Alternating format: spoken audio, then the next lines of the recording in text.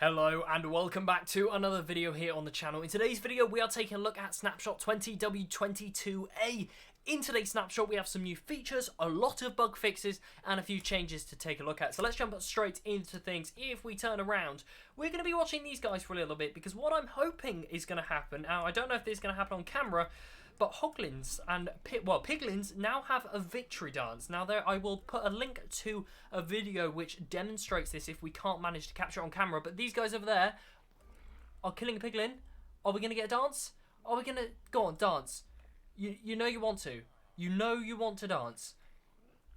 But it doesn't seem they do. But what we are hoping to see is Piglins, will have their victory dance. They will wave their arms around a little bit, move their heads around, and dance if they have killed a Hoglin. Now, this doesn't happen every time, so it's a fairly rare occurrence. I don't know the statistics on how many times it will, if it's 50-50 or something like that. But so far, I haven't seen it in-game, but I have seen a video on it, so I'll make sure to link that down below. Next up, we're going to take a look at some villager changes. So we're going to grab this villager just here. And if we come over here and we place down a workstation just like this, and we're going to pop our villager down just over here, you'll see he doesn't get a profession. Now, what would usually happen in previous versions of the game, he would get his profession instantly in a certain radius. Now what he has to do to get a villager to get a profession, they have to walk to the workstation block. So that villager, as we saw, had to walk all the way over there. We can demonstrate this once more over there. And what is going on there? What is going on there? I don't know. Maybe they were doing their dance. I couldn't see. You might have seen it on the camera, but they seem to be running off the edge into the lava, which probably isn't the smartest of moves. However, yes, there we go. Here we are. We're watching the Piglins dancing. What an awesome, awesome little feature that is. I think that's absolutely brilliant. What a great feature that is. Very silly, very fun though. And yeah, let's jump back around into this version of the game. So if we take a look at another version here, you'll see this villager spawns in. He will then detect there is a workstation nearby. He will then walk to it, as we can see just there. Then he will get the profession. And obviously that applies in the overworld too.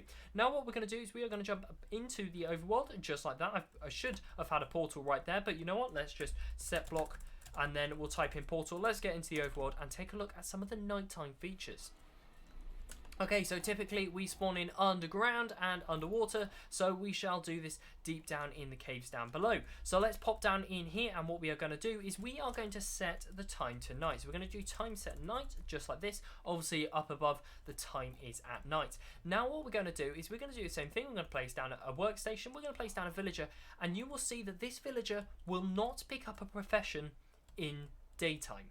In nighttime, sorry. So we'll see that villager's just wandered off. He's not interested in that profession block at all. If we do time set day, just like that, we should then see, as you can see, this villager is then walking to his workstation just like that, and he has picked up his profession just like that. Next up, what we're going to do is we're going to take a small change and a bug fix which has always bugged me, but now it has been fixed. So we're going to again do time set night just like this. We're going to sleep in a bed, and let's say we type hi, we could do time set day, or there we go. And there used to be a bug where we wouldn't be able to use the up arrow keys to get previous messages if sent when in a bed. That's now been fixed, and when we sleep in a bed, it will remember the chat we put in. There have also been some other tweaks and changes to Villager Work AI, and we'll go and take a look at those on the changelog in just a second. Over here we can see that bells are now being able to attach to more blocks. These are just a few of the examples I have put up for you there. As you can see, these bells are being able to hang on and they won't pop off, but obviously when we break that block, they will be popping off straight away. Now what we're going to do is we're going to jump over to the changelog and take a look at a few of the features and see what's happening. Okay, so here we are at the changelog, and if we take a look at things, this is what we've read through, but we have a big thing at the top saying experimental rendering changes. We have included some experimental changes which might reveal some issues on a small number of older graphics cards. So if you do come across some rendering issues, make sure to leave a bug report on the bug tracker. There is a link to that just there, and make sure to leave the model of your graphics card alongside which operating system you are using.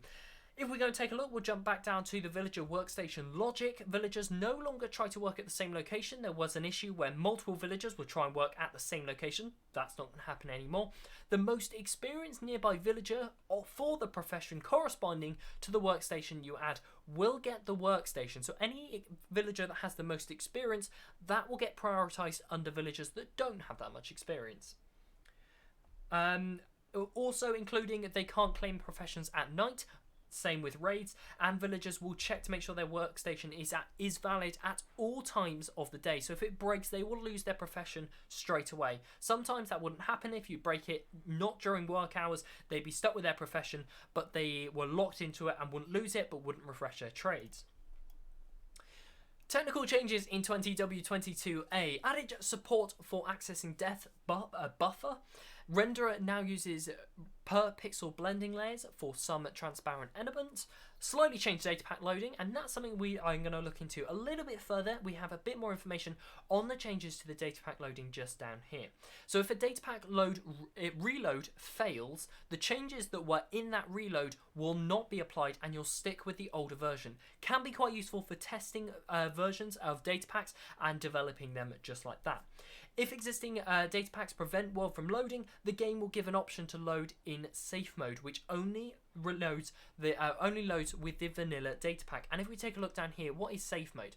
So they added safe mode, which can be used to boot up servers with, and this is to reload to boot servers only with the vanilla data pack. So if you've got issues with data packs, you need to get onto the world to fix something, you can run your server with safe mode on, and that will allow you to do so.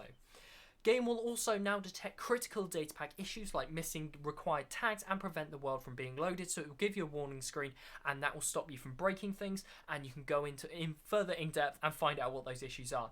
And if you have a look here, there have been a whole bunch of bug fixes, even a bug fix back from all the way back in 2012. So we're going back in time, but as you can see, there have been tons upon tons of bug fixes just here, varying over the board of the different things that they have been fixing. Once again, there is a link to this down below, and if you have enjoyed today's video, make sure to leave a like, as it really does help out the channel a lot, and I will see you in the next one. Goodbye.